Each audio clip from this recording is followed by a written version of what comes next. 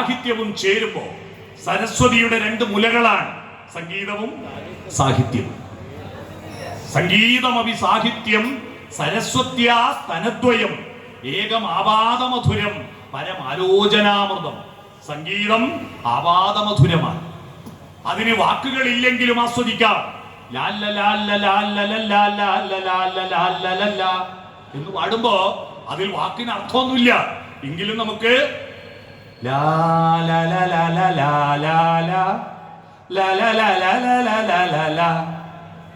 ആസ്വദിക്കാം.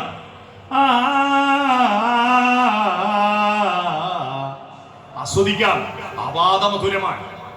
പക്ഷെ അതിൽ സാഹിത്യം ചേരുമ്പോ ആരെയും ഭാവഗായകനാക്കും ആത്മസൗന്ദര്യമാണു നീ എന്ന് പറയുമ്പോൾ സാഹിത്യമാവും.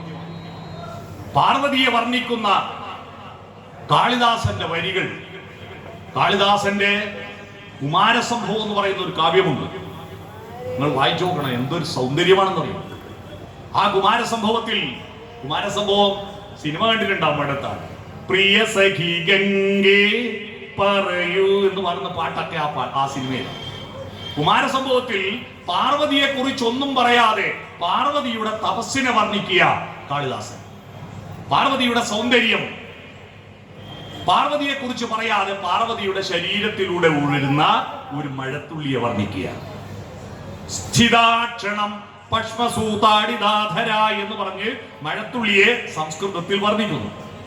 ഇതേ സാധനം വള്ളത്തോള് മലയാളത്തിലേക്ക് തർജ്ജമ ചെയ്തത് ക്ഷണമിമകളിൽ നിന്നടർന്നുതല്ലി ചുണ്ടിൽ കുളിർമുലമേലധ വീണുടൻ തകർന്നോ വലികളിലിടറി നാഭിച്ചുഴിയിലിറങ്ങി നവീന വർഷബിന്ദു എന്ന് വള്ളത്തോൾ വിവർത്തനം ചെയ്യുന്നു. ഇതേ സാധനം സംഗീതം ചേർക്കുമ്പോ യേശുദാസിന്റെ ശബ്ദത്തിൽ നിങ്ങൾ കേൾക്കൂ. വയലാർ എഴുതി യേശുദാസിന്റെ ശബ്ദത്തിൽ നിങ്ങൾ കേൾക്കൂ.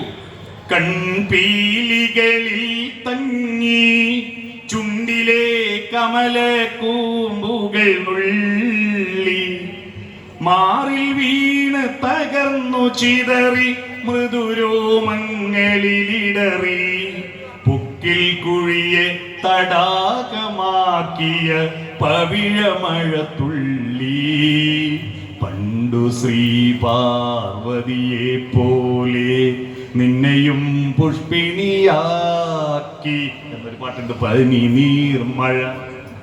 ഈ മൂന്ന് ശ്ലോകങ്ങൾ, ഒന്ന് കാളിദാസൻ, ഒന്ന് വള്ളത്തോൾ, ഒന്ന് വയലാർ.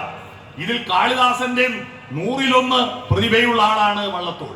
വള്ളത്തോളിന്റെ 10-1 പ്രതിഭയുള്ള ആളാണ് വയലാർ. പക്ഷേ വയലാറിന്റെ വരികൾ നമുക്ക് ആസ്വാദ്യമാവുന്നതിന്റെ കാരണം സാഹിത്യത്തോട് നാദം ചേരുന്നത് കൊണ്ടാണ്. ആ നാദത്തിന്റെ മഹത്വമാണ്